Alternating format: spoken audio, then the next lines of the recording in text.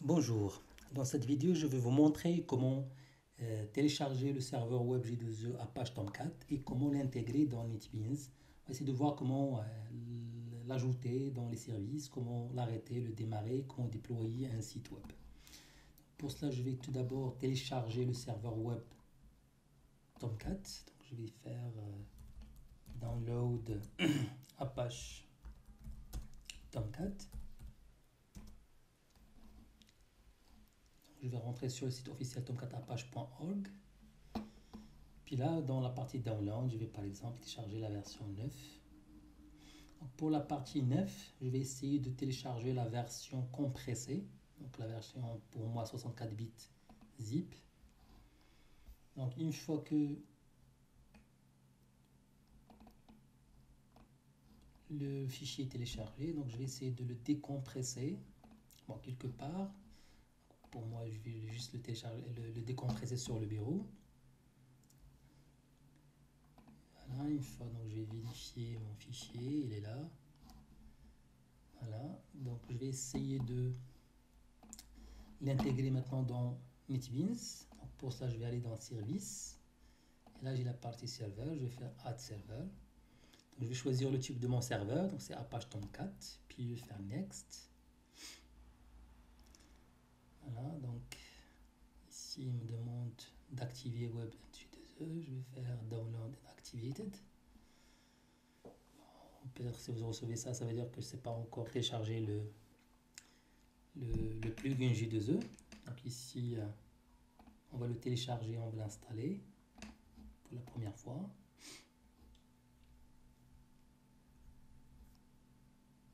Voilà.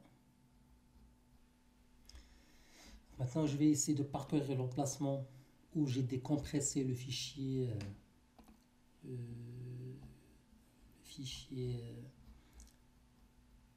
mon serveur. Donc c'est bien là, c'est Apache Tomcat. Ouvrir. Donc ici, je vais choisir un mot de passe. Par exemple, je vais faire admin pour moi. Je coche client user si jamais il n'existe pas. Je vais faire finish. Donc là, je vois bien que mon serveur il est là. Donc la première des choses que je vais faire, c'est quoi? C'est propriété pour vérifier le port. Donc, par défaut, il va être démarré sur le port 8080. Donc si jamais vous tentez de le démarrer et ça ne démarre pas parce que le port il est déjà pris, donc il suffit de changer le port ici, par exemple, de faire 81 ou 82. Donc je vais faire close et je vais faire je vais faire start.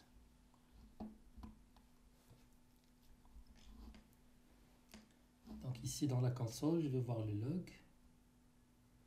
Voilà, mon serveur est en train de démarrer.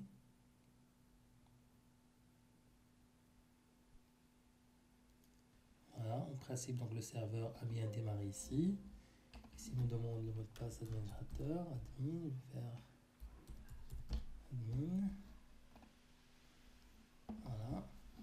Donc je vais vérifier maintenant sur le navigateur. Donc je vais faire localhost. Et je vais faire 2.80.81, ce que j'ai fait moi comme port. Et voilà, donc j'ai accès à mon serveur web. Donc je peux accéder à Manager App. Là, donc ça va me demander le nom d'administrateur. Donc c'est le mot de passe admin, l'utilisateur admin que j'ai défini avec le mot de passe admin. Je fais connexion. Donc ici, il me dit que voilà, l'accès n'est pas encore autorisé. Donc qu'est-ce que je dois faire? Je dois ajouter le rôle manager Guy. Voilà, cet rôle-là. Et mon username. Donc pour moi, ce serait admin.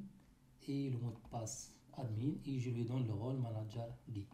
Donc tout cela, je dois l'ajouter où? Je dois l'ajouter dans le fichier tomcatuser.xml qui se trouve dans le fichier, dans le dossier configuration. Je vais prendre ces deux rôles. Voilà, copier. Je vais revenir sur le dossier, voilà, conf.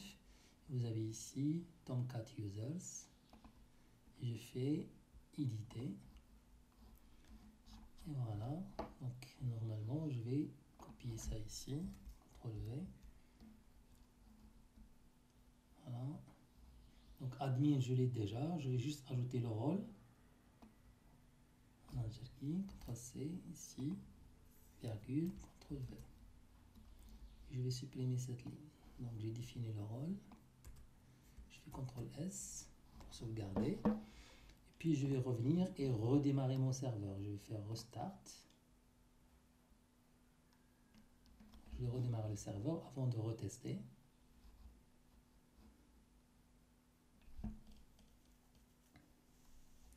Voilà, donc mon serveur web a bien été redémarré. Je reviens sur ici. Maintenant, il se souvient de moi. Donc là, je peux voir les applications qui sont déjà déployées. Donc, par défaut, on a l'application Docs pour la documentation. Là, quelques exemples. L'application Host Manager et Manager pour gérer les interfaces et l'administration de mon projet. Donc, ce que je vais faire maintenant, c'est que je vais créer ma première application web. Donc, je vais faire New Project. Et là, je vais aller dans... Donc, je vais créer peut-être avec Ant. Et je vais créer... projet web, web application. Voilà, je vais faire un site.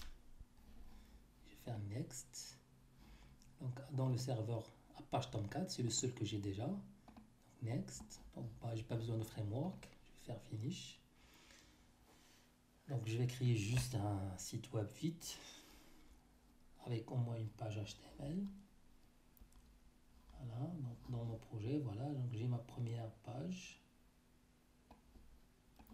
Donc ici une petite div, donc je vais faire ceci est mon premier site web. Je vais faire CTRL-S. Voilà, parce que j'ai fait le site web, donc il a lancé, c'est bon. Voilà.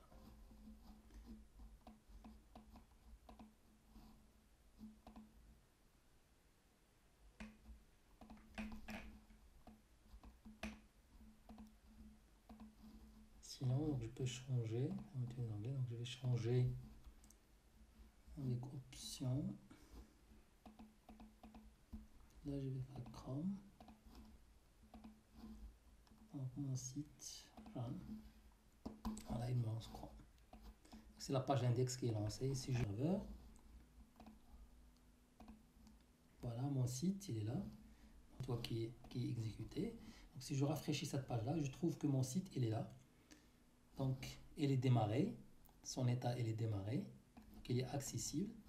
Donc, si je l'arrête, donc ici, bien sûr, donc il est plus accessible. Donc, l'erreur 404, non trouvé. Donc, si je le redémarre, mon site, voilà, donc maintenant, il est encore accessible. Toujours arrêter mon serveur à partir de NetBeans. Donc, je peux faire stop.